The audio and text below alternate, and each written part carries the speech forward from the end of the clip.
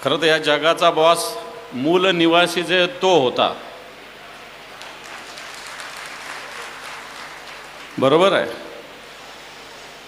पण तो आता ट्रम्प झाला असेल. तुम्ही सांगितलं देशाचा बॉस. देशाचा बॉस कोणी नाही. देशाचा बॉस आपलं संविधान आहे, आपली राज्यघटना आहे. सगळ्यात आधी लक्षात ठेवा, देशाचा बॉस कोणीही होऊ शकत नाही आणि झाला पण नाही पाहिजे. पण तो खरं तर मी आगंतुक इथं उभा आहे. मेश्राम साहेबांच्या प्रेमापोटी मी इथं आलेलो आहे. पुण्यालाही मला निमंत्रण होतं, मी पोहोचू शकलो नव्हतो. परंतु आज मी मुद्दामहून इथं आलेलो आहे.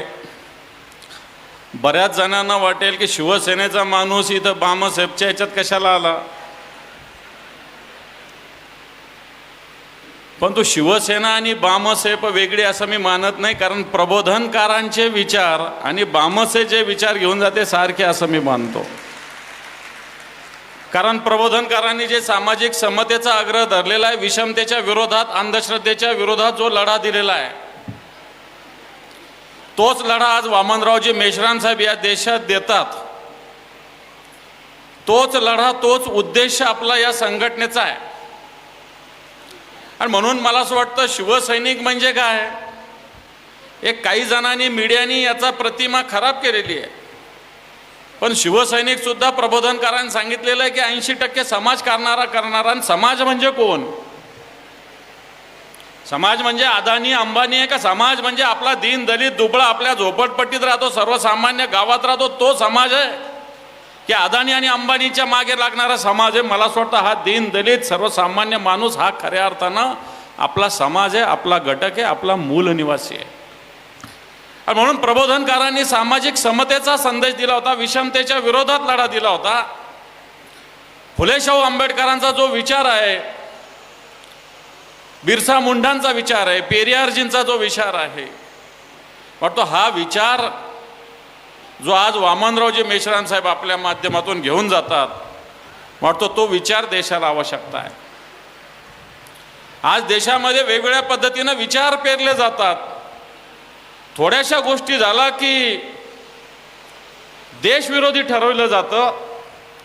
एखाद्याने पंतप्रधानाविरुद्ध बोललं, एखाद्या मुस्लिमांनी, एखाद्या मागासवर्गीयांनी एखाद्या विरुद्ध बोललं तर त्याला देशविरोधी ठरवलं जातं. अशा प्रकारची स्थिती आज या देशात निर्माण झालेली आहे.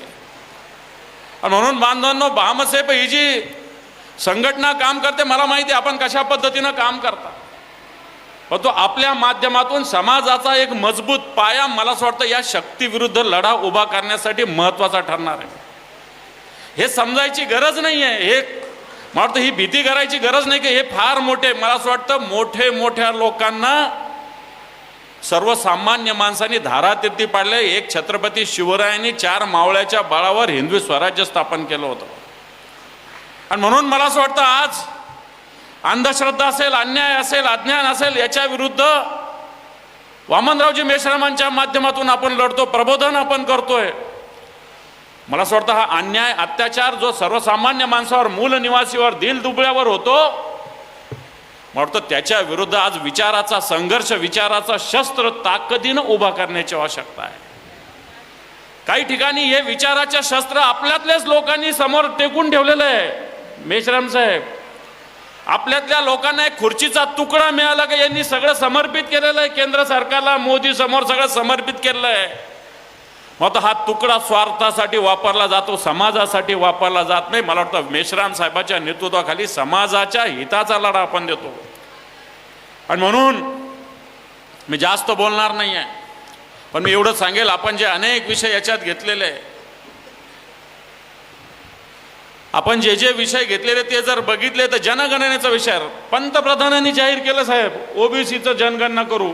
जनगणना सुरू आहे, ओबीसीचा कॉलमच नाही आहे. ओबीसीचा कॉलमच नाही आहे. महिलांच्या खोट्या बाजू घेतल्या जातात. पण इथं आपल्या भगिनी बसलेल्या आहे. आज आपली मुलगी सहजपणे शहरात जायची तर जाऊ शकत नाही, अशा प्रकारच्या भीतीचं वातावरण आज या हिंदुस्थानामध्ये. आज एखादा जंतर मंतरवर आंदोलन करायला जातो तर त्याला गावात येऊन धमक्या दिल्या जातात. काल एक राजस्थानमध्ये एक कार्यकर्ता शाळा बघायला गेला तर त्याला मारहाण केली. अरे शिका, संघटित व्हा. बाबासाहेबांनी सांगितलं शिकण्याची जागा तर नीट पाहिजे, गोठ्यामध्ये शिकण्याची जागा. आणि म्हणून मला असं वाटतं अशा शक्तीविरुद्ध आपल्याला लढा ताकदीनं विचाराची तलवार घेऊन लढावं लागेल. छत्रपती शिवरायांनी एक तलवार घेऊन लढा दिला. डॉक्टर बाबासाहेब आंबेडकरांनी आपल्याला तलवार संविधानाच्या रूपानं आपल्या हातात दिलेली. बांधवांनो, मला वाटतं हीच तलवार आपली महत्वाची आहे, हिची धार महत्वाची आहे. आणि म्हणून माननीय वामनरावजी मेश्राम यांच्या माध्यमातून, यांच्या नेतृत्वाखाली आगामी काळात हा लढा आपल्याला तीव्र करावा लागणार आहे. हा देशभराचा लढा आहे. हा काय फक्त महाराष्ट्राचा लढा नाही, 4-2 लोकांचा लढा नाही.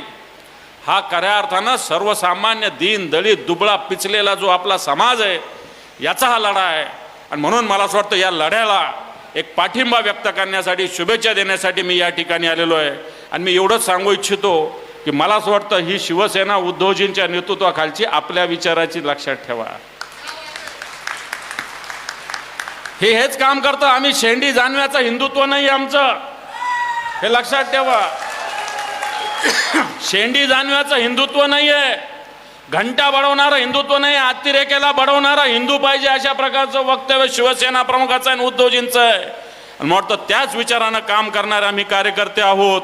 आपल्यासोबत सुद्धा आम्ही राहू इच्छितो. आपल्यासोबत राहण्याचा आमचा संकल्प. एवढं सांगतो आणि थांबतो. धन्यवाद. जय हिंद, जय महाराष्ट्र, जय भीम.